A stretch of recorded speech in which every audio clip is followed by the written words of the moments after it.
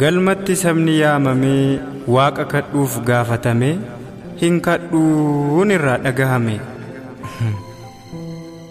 Lama du'uu lagatan lama dhalachuu filatan. Qeef duniyaa taruun gaadillee seenaaf biyya nu saamte, biyyummaas ceetee darbuun eenyummaa mulquuf haggaamte. Eenyummaa barii abboroo hidhata qaccee warraa dhiiga dhaalaan arganne kan goon kan taane carraa. Dhalaaf leecalloo koon jenne fira hala goomeen wal qabee goota eenyummaa tiksee dhalootaaf dabarsee dhaabe. Haqaaf oo'anii jiraatan maqaa olii kaawwatan. 1945 AA Amboo kutaa umbiitti handhuurri haadharraa citee siqee sissiqee dardaree umrii barnootaa lixe. Kanumaan achi lakkisee magaalaa Gudar imalee harka deessee soorachaa saayinsii baruu eegale. Abbichuu lagaa tokkeerran marmaarinii achittuu fayyaa nagaa qoreensi waraaniinii jettee sagalee kiilolee ragaddee kan weelliste magaalota Oromiyaa sirba ishiin kan leelliste. Abbabeechiftuu bareedduu miidhagduu urjii dachee umrii isaa 17 gooticha ishee dhalchee. Egaa qe'ee dhaabee yoo horees gootaraa gumbii dachaa biyyaaf eenyummaa tuqamuun fayyaa raatissee maraachaa. Qofaa dudubbachiiseet qullaa nama buusisa yaadaan qaariseet haaloo nama kuusisa. Rifeensa qaree dhaabeet hidda illee dhiitessa garaacha gubee waadeet dhibeen nama laamtessa. Weessoorraa sama tolee tuffee dhiitee darbataa gaariin ganama tole quuqqaa dursee hubataa. Akkuma jedhamu maarree jagni onnataan namaa balaaleffataan ofattu dantaa dhuunfaasaa caala dursa sabaaf kan laatu. Waldaa Macaaftuu lamaa gootota waliin hiriiree oromummaan akka yaadan oromoo danuu jijjiire. Yaadaaf qalbii tokkoomsuun saba wal duukaa yaase dhiigaan gamtoomsuun halagaa garaa raase.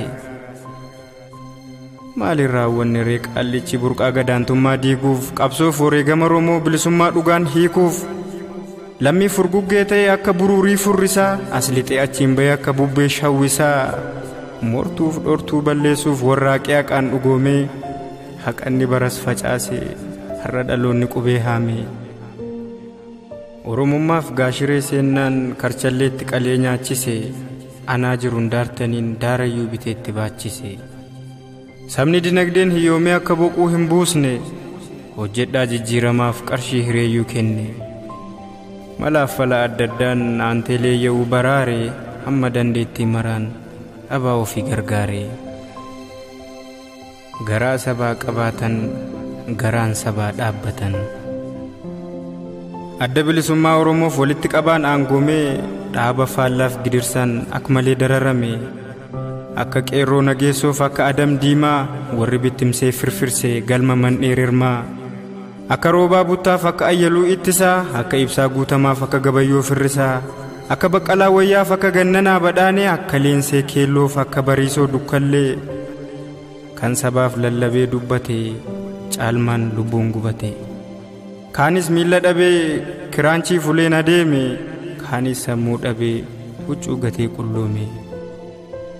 Egaa daraaraa kafanii firdii qareessa dararri dadhabe summiin kilaashii ba'u waraansaan gadi qabe.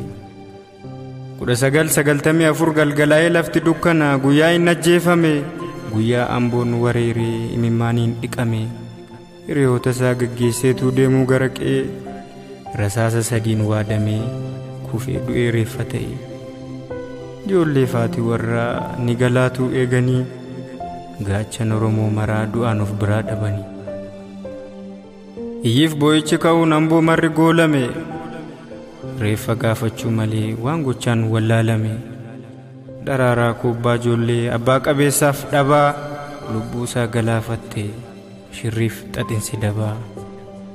Amboo koo fardaan garmaamee lolee fokkoree dhaadatee goota gootummaan du'e yaa'ee kabajaan awwaallate. Gabrummaa hiddaan buqqisnaa dadhabnu ilmaan itti guddisnaa akka jecha jeneraal Waaqoo kunoo dhaloonni harqee tokkoomee irree tokkoon halagaatti dammaqee. Adoolessa 29 2019 sabni naan miidhagaa.